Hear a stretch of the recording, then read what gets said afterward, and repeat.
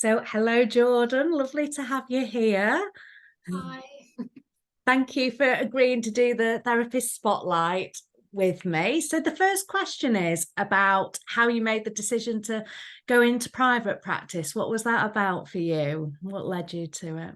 It was partly timing Hmm. and partly just being immediately burnt out in public services, like immediately.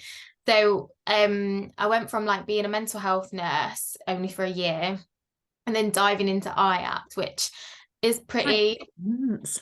yeah, it's just aggressive, isn't it? Like It's aggressive, yeah. it's really aggressive. And I worked for my training post was for, like are they called like third sector IAP services where I don't know, but basically they're commissioned by the NHS, but it Right. wasn't NHS run IAP service. It was one of the Yeah. competitors that run for tender. And so it was like in a particularly aggressive IAP service that was known for just being like relentless really amongst staff, and the staff turnover was really high. um, Mm. so it was a baptism of fire from the start, really, with a full caseload as a trainee. Wow, that's Yeah, intense. it was Yeah. really, really intense. And so I managed about 6 months with that service. Before then, I was just ready to like completely jack it in and go back to like the crisis team or something, which says a lot, doesn't it? But Yeah, it absolutely does. It's a shame as well, isn't it? After all that training, you're so motivated, you so want to kind of develop your skills as a CBT therapist, and then you're thrown into a service that's in crisis. yeah, exactly. So yeah, so basically I ended up moving to a different IAP service that treated trainees a lot better, and it Mm. wasn't just about turnover and, money essentially. But it was still an IAP service. So there's still a lot of like emphasis on targets, isn't there? And a Yeah. throughput of patients essentially. So when I qualified, I just like immediately was thinking, how am I going to get out of IAP? Because it just wasn't for me. Like Yeah. it didn't align with my values. I could just never get on with it. Some therapists like survived it, I would say, Mm. and they were just kind of like playing the game, if you like, and could manage that, and that's fine. But that's just not really how I operate. So Um, how long have you been in private practice now then? When did that happen? so I've been in private practice full time since 2021. Mm. March 2021, but essentially as soon as my certificate came through, it was just timing. Like an office in one of the buildings I knew of and knew people in came up, and the like building manager got in touch with me and said, like, that tiny office that you said you want when you want to be in private practice, it's come up and we can do a really good rate on it. And it was like dead cheap. It was like £150 a month or something Oh, ridiculous. amazing. So the like stars aligned. You got that certificate and then it was the Yeah. all Yeah. into place. Yeah, so basically, I kind of went into private practice straight away because I had the building, but it was like outside of my other job. And at that time, I'd taken a job outside of IAPT with the MOD. And again, it was a public sector service. There were targets, there were pressures, there was red tape, and I just got sick of it. So essentially in 2021, lots of things were going on, and I just thought, fuck it, I've had enough. Like I've just had enough of Mm. it all. I'm just gonna quit my job and just go full-time private practice. And like that's what I Were you did. scared? What were your initial fears of doing that? It sounds really strange, doesn't it? Because I know it can be a huge source of anxiety for people, but to be honest with you, it had come off the back of being like so anxious about work, like full-time employed roles, and so fed up and burnt out with it that I just thought nothing is going to be as Yeah. difficult as this has been. And I think because I'd already like set up to do private practice, out of hours, just a few clients here and there. I'd had kind of like I dipped my toe in already a little bit. And I just thought like, it's going to be fine. And the other thing was as well, that it was kind of the height of COVID too. And Right. so actually, as awful as it sounds, it was really good timing because I knew there was so much work out there, because from, you know, the insurance companies and things like that, I was getting bombarded with emails like, we want more availability, we want more. And so I just thought it'll be fine. And I think, as I've said to you before, like, if all else fails, like, I'll just go and get some nursing work if I feel like I won't be able to pay my mortgage. So I think I'd just squared it away that way in my head, that like, actually, even if it doesn't work out, I can do some like contracting work for IAP services, I can do some nursing work, like, it'll be fine, you know. So I was plan B, kind of a bit of a safety net, so you could, it sounds like it wasn't even a choice, you had no choice, you had to kind of move forward. I was just so fed up. It just, you know, like, the IAP services, the NHS, like, as good as they are for some things, they just weren't for me, you know, in terms of like working wise, the way my brain works and what I value, and why I wanted to be a therapist as well. So I was just like, this is kind of it now. So when you first moved into private practice, how did you start? So your caseload, building it up from kind of no clients to your first few? I guess like I had a few Yeah. that I'd been working with, like, alongside my full-time job, like, you know, a few after work and that kind of thing. And to be honest with you, And were they just word of mouth, is that? no, where I started was like insurance companies and referral agencies. And I'd also had like a steady stream of clients that came from like Psychology Today that were more local and had found me directly. And funnily enough as well, like, I know this is something you've spoken about, but just being part of like a local gym or something like that, you'd get chatting to people. And actually, like, before I'd even like signed the office, I had someone approach me that I kind of like knew of from that community that was like, when you're in private practice, I want to see you straight away. And it's so funny, isn't it? Because I was like, well, I've actually just recently qualified, so you could see somebody that's quite experienced, just go on Psychology Today and like have a look, you know, like literally turning people away. But no, like, he was like really adamant, like, no, It's nice, because it's a connection, isn't it? If you connect to somebody and think, oh, this is the right therapist for me, that's who you want. Oh. Yeah, exactly. And what were your first challenges then? So you made the move into private practice. It sounds like that was an easy decision. What did you struggle with initially? It's hard to remember, isn't it? I think, like, even though it wasn't that long ago, I think for me, because it was kind of like, this is what I'm doing, like, admittedly, like, I wasn't like a massive planner, like, this is my business strategy, this is this. I actually got your private practice, like, starting out in private practice guide. And I just worked my way through it, to be honest. So I registered with every insurance company and just like moved my way through it and learnt as I went along. But I think the challenges, and they still are similar today in a way, even though you learn and you get better, where one, being comfortable with having people pay me was so uncomfortable. You know, having come from the NHS, it was such an, you know, we don't work in sales, do we? Like, it's quite the opposite. So how did you manage that? It was really uncomfortable starting there. I remember, you know, like, I'd say like, I can still remember the first client I had to say, and I didn't even know what to say. I say now, how would you like to pay for today? Just as we're kind of booking the next session, I've just got my patter. But I was literally like, oh, I remember getting to the point where I think I'm going to have to ask for payment. It was so awful. Yeah, and I remember saying, like, I'd say to client, is that okay? And it's kind of like, what a weird thing to say. And again, one of my actual clients was like, who was a business person himself, was like, don't say that. It's just not, you know, it's not our like natural default, is it? So that was a challenge, like asking for money, or just, yeah, you know, like starting to become more comfortable talking about money, setting your fees, increasing them, those kind of things. And then really it was just like the logistics of it, because I think initially I did just like, I opened up loads of space in my diary.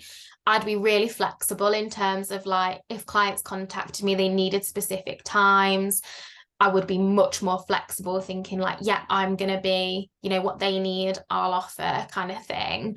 And I'd do like some Saturdays and things like that. So I think like establishing boundaries really has been a challenge and like a learning curve, and continues to be one. Yeah, I did that as well until I really was like, what is this? Is really hard work, like working really bizarre, like 1 in the morning and then 1 in the evening. I'd be like, oh my God. Yeah, that's it, isn't it? And I think as well, like just because of the nature of our roles as therapists, like, you know, perhaps we are more inclined to people please, or we might have those kind of like traits or histories. I don't know, or whether that's just some of us kind of thing. But actually, you know, when it boils down to it and you think about like the services that we pay for and things, it, like, we don't have these wild expectations, and if somebody can't accommodate you, like somebody else will. And it is the same in therapy, isn't it? Yeah, absolutely. So you get started and it looks a bit messy, and then you mold it up and shape it, don't you, into kind of something you can work with. And Exactly. Yeah. So yeah, probably those are a couple of the challenges starting out. what does your working week look like now?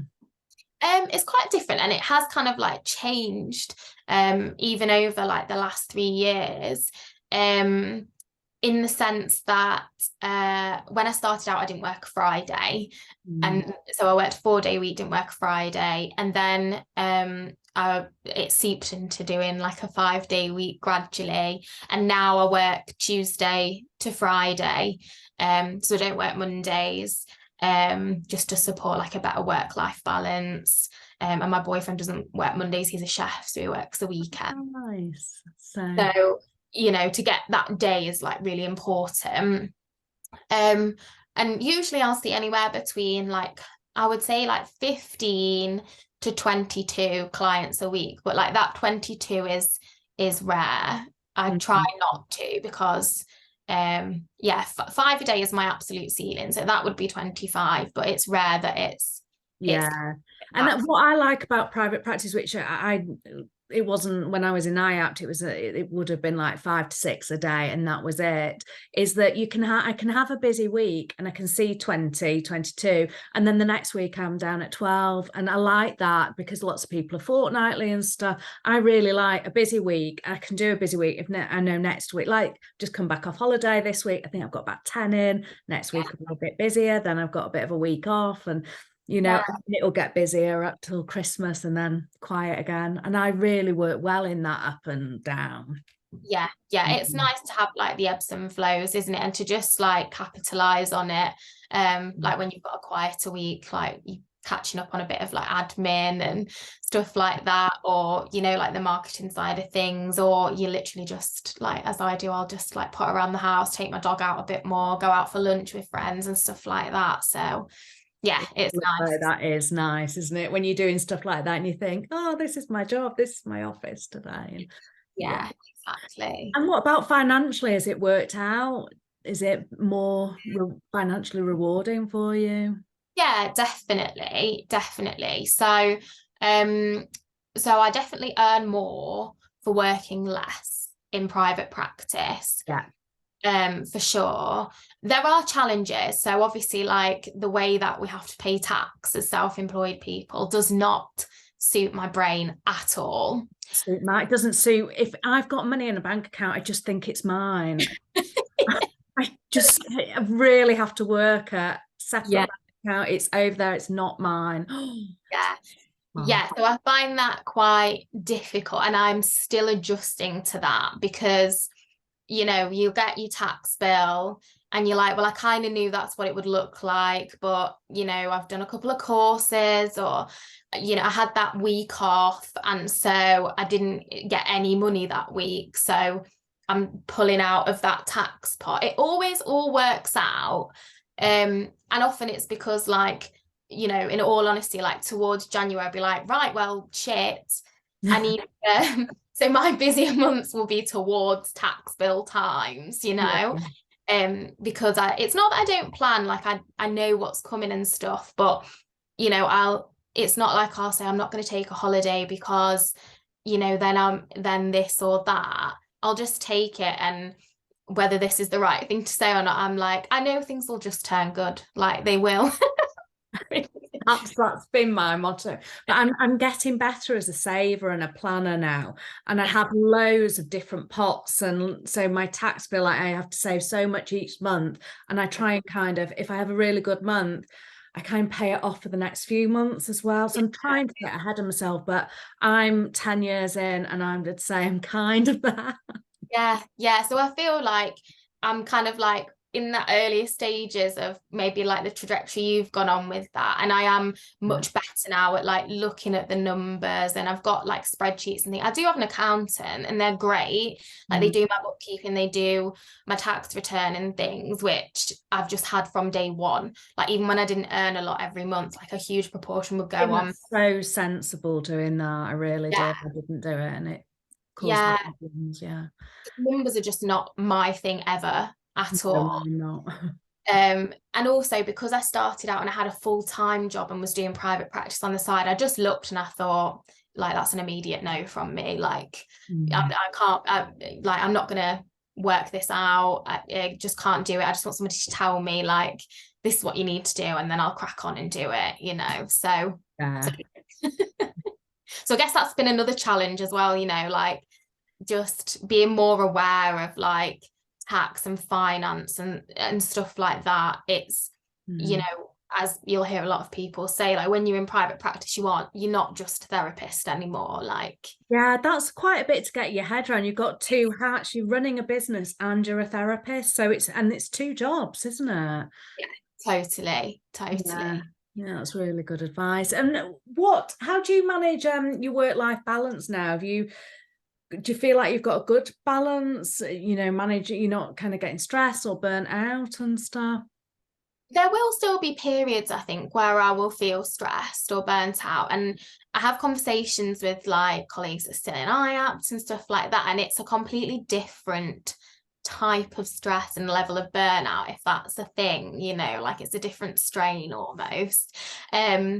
So I do still get stressed, but it's relative. Like the things I'll get stressed about now are not the same things that I got stressed about when I was employed, and it's not on the same scale either. So maybe my threshold is actually lower in some ways, which is fine. So for work-life balance, again, I think like one of the big things for me, like in learning, is boundaries. You know, I've been there before where sometimes I'll like check my work phone and I'll be like, oh, I'll just respond to this email or message. And, you know, now I'm like really clear. I will not check it outside of my working hours, or if I happen to check it for some reason, like I will not respond to things outside of my working hours, like, you know, messages. I work a lot, like some of my clients will WhatsApp message me just for bits and bobs between the sessions, often nothing major. So yeah, I'm just very boundaried with that. I feel less like I need to respond immediately, or else it's going to be catastrophic on my business. You know, people will think I'm not professional or this or that. So yeah, that's a learning curve, just knowing that you know, again, like my expectations of most businesses will be that I'll get a response within about 5 days within office hours. So it's working like that. Yeah, you kind of set the boundary so people know what to expect. Yeah, because even with emails, I used to like really reply very quickly, and I'm a lot slower now. I kind of do it within 24 hours, and then people get used to that, and that's just nice, isn't it? If ever you're on holiday or you can't get stuff. Yeah, just like managing expectations, isn't it? And again, you know, with that has come kind of like tweaks and amendments to contracting, and like I've just tweaked things again in terms of like cancellation policy and what you'd be expected to pay if you cancel within a certain amount of time. So yeah, boundaries I think has been key for work-life balance. Dropping a day again, I think really helps. Not do any admin or anything on that day. Is it kind of a completely clear day? Well, I'm doing a course at the minute, so like once a month I'll do like a live course day, and my intention was that Monday I'd treat as like a study day and stuff like that, but I chose the Monday because I know that's one of my boyfriend's days off. So Mondays that I'm not doing that course, so like 3 weeks out of the month, they end up being our day that we'll like go out and do things. And so for the most part I will not check my phone or emails because I am doing life like on the Monday. So yeah, for the most part, like I won't check emails, I don't do admin. There might be like the odd time where like on a Saturday morning, I might do a little bit of admin, a little bit of tying up, because again, like for my lifestyle and personal life, like my boyfriend's at work.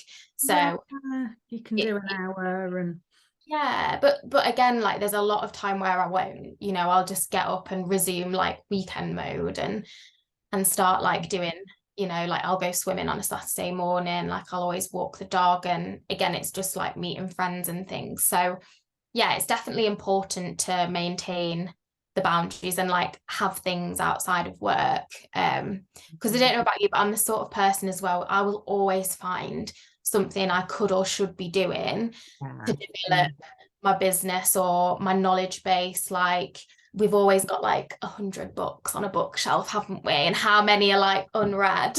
I know. I really want to know more about this, so I'm putting this on my list. So there's always something to do, isn't there, if you want there to be? So do you enjoy the business side of it and that hat that you wear?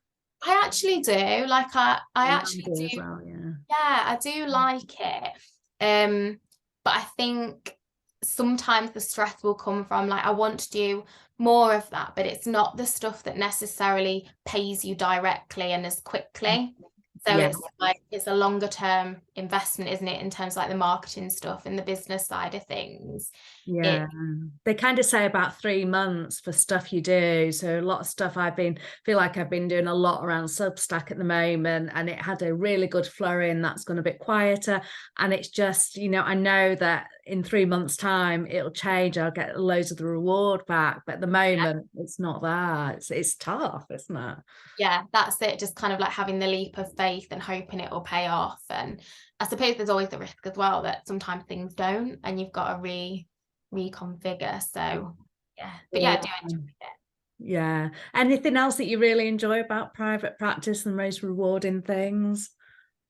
The flexibility for me is huge, like in so many different ways, not just with the hours that I work and if I want to take a day off, to attend a family thing or like go on holiday, obviously it's within reason because there is an element of financial planning, but gone are the days where I'd be like, oh, I don't know if I can get that leave because so and so's off, or I'm not going to be able to make that family do because so that is just like invaluable in terms of our own like work-life balance and just like connecting with your own life, but also the flexibility of like who you work with, who you collaborate with.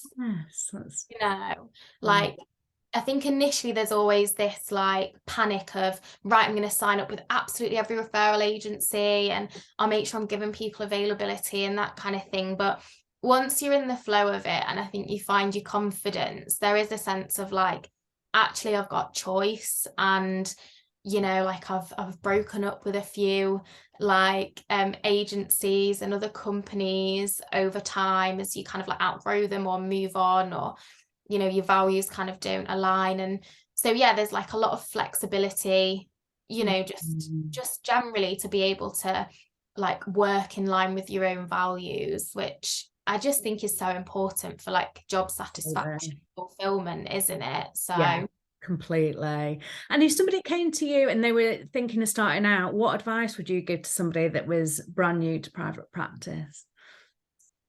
I always think this is really hard because everybody's situation is very individual, isn't it? But like, it sounds a bit cliche, but like, just do it.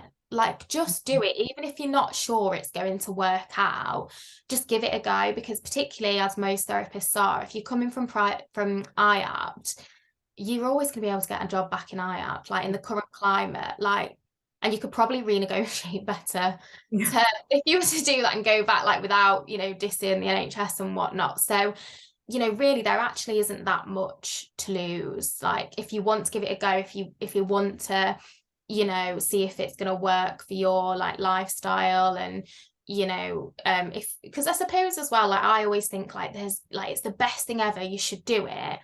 But if you aren't business minded, if maybe that side is more of a struggle and it doesn't necessarily come to you like naturally, it might not be for everyone. And for a lot of people, of my previous colleagues, the idea of not having like certainty, like the security of knowing what wage is going to come in, paying into that pension, having sick pay and maternity pay, that really security is a lot. For people to comprehend. So like, again, it goes back to values, doesn't it? But I think if you're thinking about it, you've got burnt out with IAP, like just do it, just give it a go, knowing that you can go back. That was the big turn. Like, I was freaking out about making the decision, and when I got that in my head, like, what am I going on about? I could just get another job again if it's not for me. That was that. Then I could move forward. Totally. I don't think any of us, if you're on like LinkedIn, go a week without having like multiple recruiters harassing you about IAPT roles they've got. So, I would say like, just give it a go, like, join these communities, join Therapist Corner, get the, getting started in private practice guide, and just start to chip away at it. Like, give it a try, knowing that like there is security, like there is a backup plan if you think like, actually it's not for me, or maybe you want to keep a part-time role in an NHS service or another service and do it part-time. But anything you would do differently if you could go back? Yeah, of course, like I'd be better with money. I'd make better decisions, like just in terms of like the saving side of things and whatnot. And like the marketing thing, I think, is something that I would be much more like on it with from day one, and like actually treating that as part of my weekly schedule. Like really just start that early on, even if it's at a very slow pace, because I think I was kind of like, yeah, I'll do a bit, and I set up my like social media pages, and I got a website, and I set my profile up on Psychology Today, and that was fine. But I didn't really do much with it, consistently. And I feel like if you just start that and start chipping away at it from the start, then it'll pave a really nice way of, not relying on referral agencies and insurance companies for most of your workload. Because I feel like as well, they go through seasons, and like the summer season can really quieten things down. In that sphere anyway, and also they're quite manipulative when it comes to rates, and giving therapists who are happy to take a lower rate much more work. And so when that happened, because I had that happen to me a few times, where I'd be so busy with one referral company, talk about putting all your eggs in one basket, and then it would just go away because somebody had like would work for £20 less than me, so they were driving rates down, and then you're like, oh my god. I think I did allow that to happen twice, really impressively. Like, what am I doing? That's it. So just those things, I think, like get on it with the marketing side of things, and just like make sure you're saving your tax aside if you can. And what does the future look like for you? What have you got planned for the next year or a couple of years? I think for me it is a focus massively on like the marketing side of things, and moving away from insurance work and referral agencies and things. I'd like to set up a community myself on Substack, thanks to you introducing me to it. So I'm going to try and start and grow and nurture that side of things, and try to move away from like insurance work and referral companies, just so I can work with more people that I feel I'm kind of like more helpful to, first of all. And to do like to vary the work, the income streams and the work streams as well, because that keeps things like fresh and interesting. I think that's a natural progression, isn't it? You get busy doing the one-to-one work, and I think there's so much that we talk about every day in therapy that could be out there to more people that can have access in different ways. And so I think more choice about how people access mental health information is so important, and it can give you a way of making money differently that's not as one-to-one work. We love it. You know, I'll probably never stop doing it, but it's exhausting if I was to do it every day for years and years. Yeah, you give a lot of yourself, don't you? And it can be quite draining. As much as, like you say, it's really enjoyable and it's the work that we train to do and we love. Like, I think in order to do it well and like to keep that like enthusiasm, you do have to kind of like keep it to a manageable level, and that's different for everyone, really, isn't it? Absolutely. Yeah. And how can people find you if they'd like to follow your journey? See, where are you most active on social media and stuff? Probably Instagram, which is at JM Talking Therapy. And then obviously I'm trying to move into Substack as well. So again, at JM Talking Therapy, and my website is jmtalkingtherapy.co.uk. The links to that. Fantastic. And do you do supervision and business coaching? Are you kind of up for that if people are interested? Yeah, totally. So I've got a couple of supervisees. I don't advertise it yet, but yeah, that's definitely something I want to do a little bit more of as well. So if anybody is interested, sure. Oh, I shall put the link. So thank you so much for your time today. I really enjoyed talking to you. And it's, you know, we all go on such a similar journey when we get together and talk about it. But I think, you know, I would have loved these videos when I was starting out, just to know, like, you can see what to expect, can't you? Yeah, definitely. And it is just nice to hear like other people's, like the nuances in people's stories and attitudes and things, because it helps you kind of like get reassurance and feel okay that if you don't want to do something, that's okay. And if you do want to do something different, like that's okay as well. So yeah. No, thank you for having me on. That's brilliant. Thank you. See if I can stop.